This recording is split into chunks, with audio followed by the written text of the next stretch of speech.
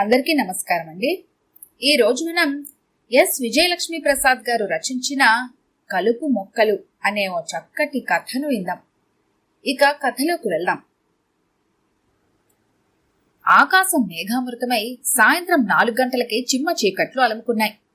చల్లగా ఈదురుగాలులు వీస్తూ ఇప్పుడో ఇంకాసేపట్లో కుంభవృష్టి కురిసేలా ఉంది. అవధాని గారికి మళ్లీ దగ్గు, ఆయాసం ఆరంభమై ఊపిరి ఆడనివ్వకుండా వేధిస్తున్నాయి. ఆయాస పడుతూనే భార్య పార్వతమ్మతో అతి కష్టం మీద చెప్పాడు కాగితం కలం తీసుకురమ్మని. పరిస్థితిని అంచనా వేసిన పార్వతమ్మ కళ్ళు తుడుచుకుంటూ తెచ్చిచ్చింది పుస్తకము, కలము. ఆవిడ చేతి ఆసరాతో లేచి కూర్చొని ఉన్న ఆ ఒక్కగానొక్క ఇల్లు పార్వతమ్మ తదనంతరం కొడుకు గోవిందుకు చెందేలా రాసి ఆవిడికిచ్చాడు. అది కళ్ళజోడ్లోంచి చదివిన పార్వతమ్మ 4 ముక్కల క్రింద ఆ కాగితాన్ని చించివేసి చెప్పింది. పెట్టినా పెట్టకపోయినా మీ తర్వాత నాకు దిక్కున్నది వాడేగా. అయినా మనకేం 10 మంది ఉన్నారని ఉన్న ఒక్కగానొక కొడుకు చూడకపోతాడా? అందుకని ఈ ఇల్లు వాడి పేరుని ఇప్పుడే రాసేయండి. వాడి పంచనే కాలం వెళ్ళబుచ్చుతాను. నేనొక్కదాన్ని ఒంటికాయ సొంటి కొమ్ములా ఇక్కడుండగలనా? పారు, వాడు ఈ తరం కొడుకు. ఒక్కగానొక్క ఆధారమైనా ఈ ఇంటిని ఇప్పుడే వాడిని పేరు రాస్తే రేపు వాడి నిన్ను చూడకపోతే నీ గతి ఏమవుతుంది? ఆయాసపడుతూ చెబుతున్నా అతన్ని వారిస్తూ అంది పార్వతమ్మ. వాడు నా కొడుకండి. కళ్లల్లో పెట్టుకొని పెంచాను. నా పెంపకంలో పెరిగినవాడు. నన్నెప్పటికీ నిరాదరణగా చూడడు. నాకు ఆ నమ్మకం ఉంది. అంచేత ఇంకేమీ ఆలోచించకుండా ఈ ఇంటిని వాడి పేరున రాసేయండి స్థిరంగా చెప్పింది పార్వతమ్మ. లేని ఓపిక తెచ్చుకొని మరోమారు ఆమె చెప్పినట్లుగా రాసి భారం దిగిపోయినట్లు విశ్రాంతిగా నడుం వాల్చాడు. ఆ వంచిన నడుం మళ్లీ ఎత్తకుండానే ఆఖరి ఊపిరి తీసుకున్నాడు ఆ రాత్రే.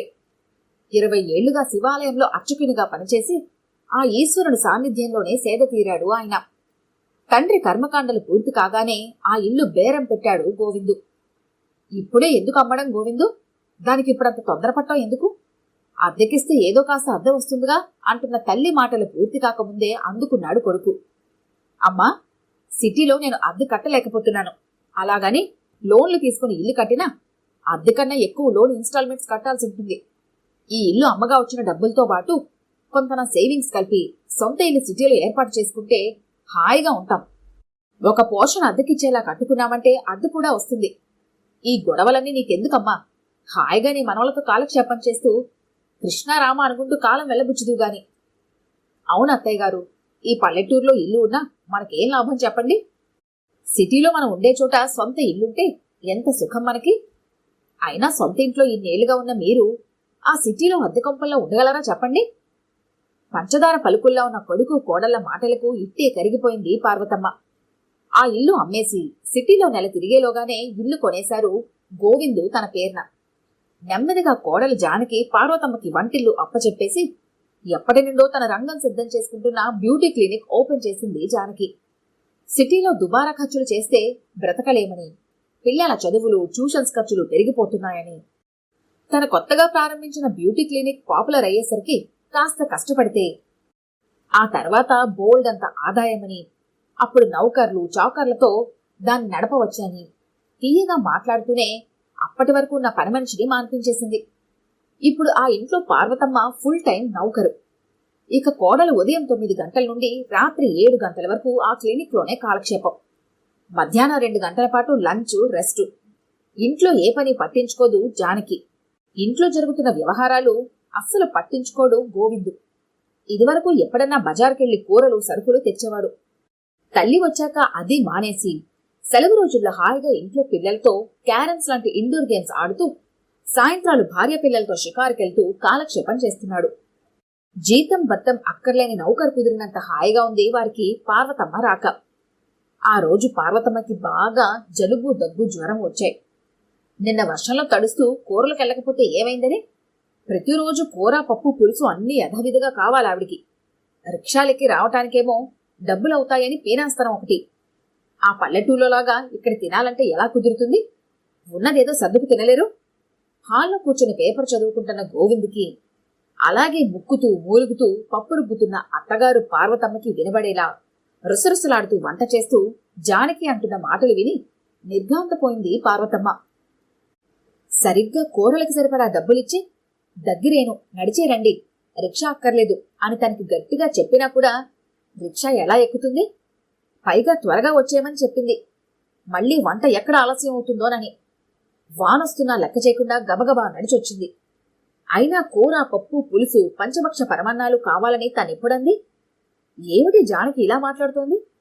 రోజు నేనేగా వంట చేస్తున్నాను, ఒక్కరోజు చేయాల్సొచ్చిందని ఎన్ని మాటలా?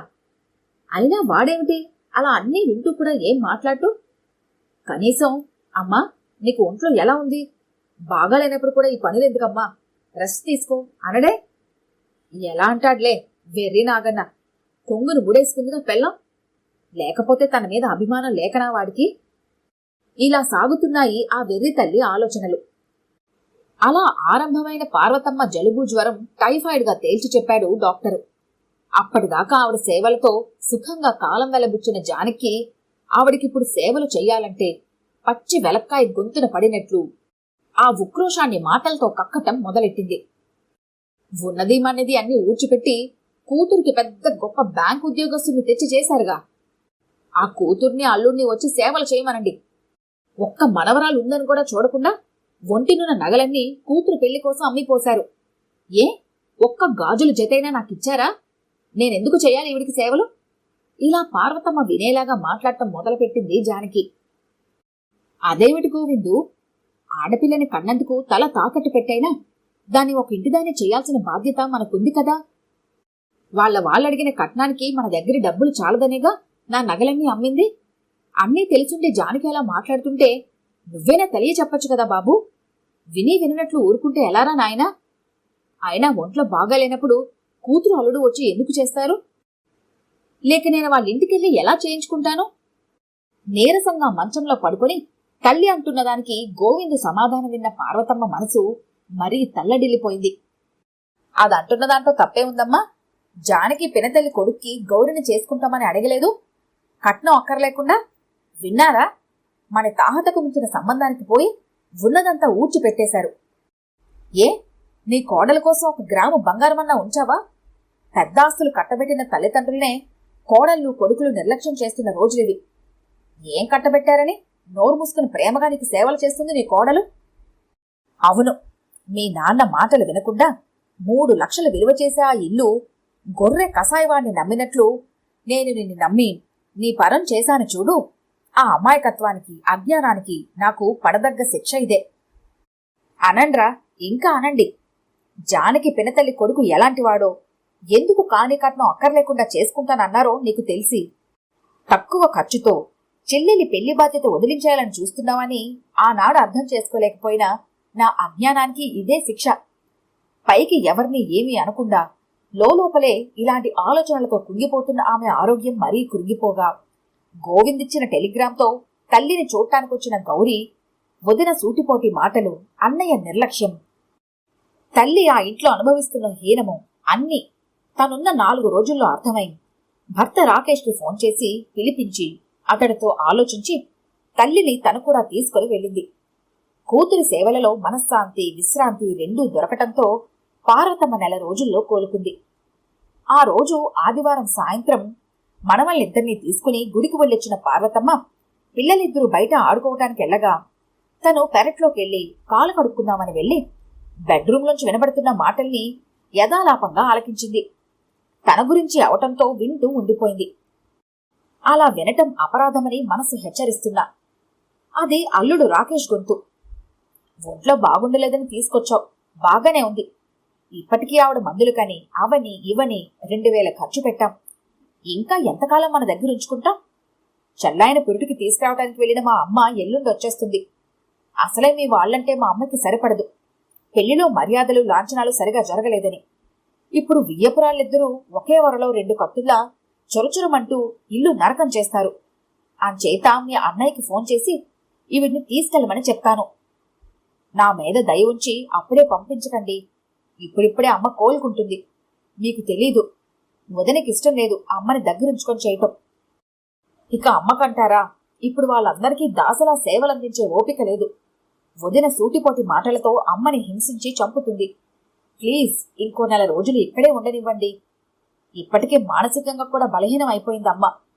అమ్మకి అత్తయ్యకి మధ్య నేను వారిదిలా ఉండి గొడవలు రాకుండా చూసుకుంటాను. ప్లీజ్ నా బాధను అర్థం చేసుకోండి.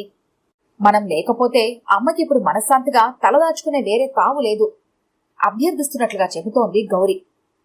మీనింగ్లెస్ గా మాట్లాడతావేంటి గౌరీ? 3 లక్షల విలువ చేసే ఇల్లు మీ అన్నయ్య చేతుల్లోనేగా పెట్టింది మీ అమ్మ. ఆ విశ్వాసం పెట్టుకునైనా, కొడుగ్గా బాధ్యత పెట్టుకునైనా చేయాల్సినవాడు మీ అన్న. అల్లుడిగా నాకేం బాధ్యత ఉంది? ఆవిడ్ని నా దగ్గర ఉంచుకొని చూడటానికి చేయడానికిను? ఆవిడెక్కడే ప్రశాంతంగా కాలం గడుపుతోంది కదా. పీడ విరగడైందనుకొని చేతులు దులుపుకుంటాడు మీ అన్న. మీ వదిన అంతకన్నా తెలివైంది. తప్పిందే చాలని చూస్తుంది. నువ్వు మాత్రం అత్తగారికే చేస్తావా, ఆడబడుచుకే చేస్తావా? తల్లినే చూసుకుంటావా? నీ సంసారం పిల్లల్నే చూసుకుంటావా? నీ అన్న మాత్రం నెల రోజులైంది.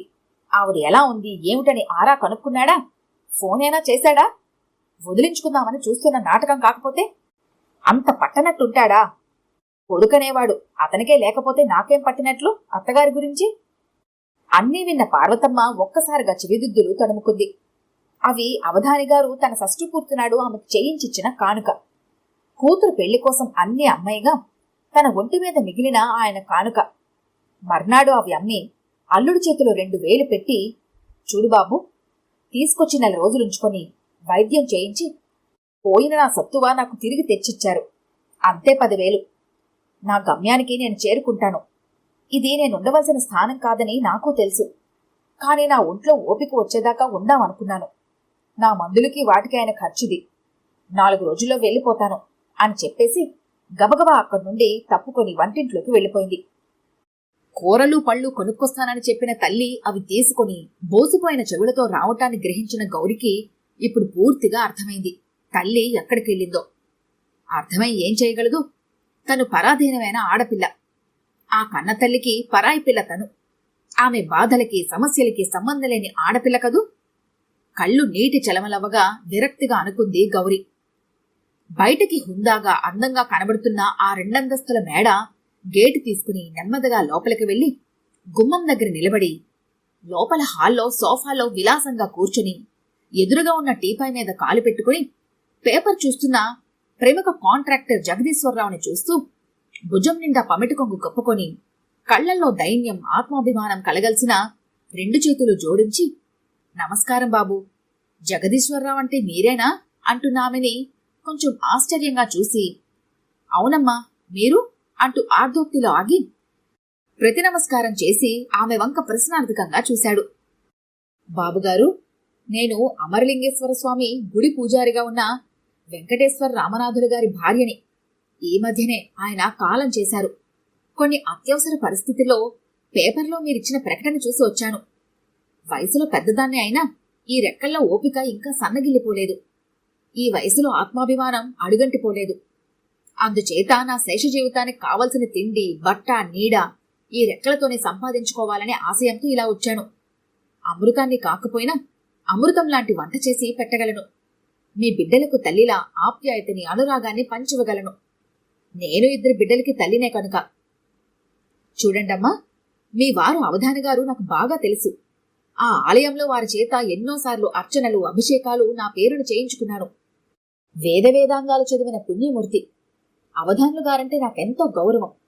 ఈ రోజు వారి భార్యగారని మిమ్మల్ని మా ఇంట్లో ఈ స్థానంలో ఊహించలేకపోతున్నానమ్మా. మీకే సహాయం కావాలో చెప్పండి, చేస్తాను.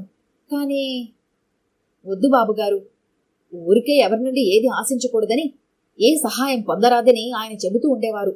వారి మాటలు నాకు వేదాక్షరాలే. అందుచేత కొద్ది కాలమైనా నాకు మీరు ఆశ్రయం ఇయ్యండి.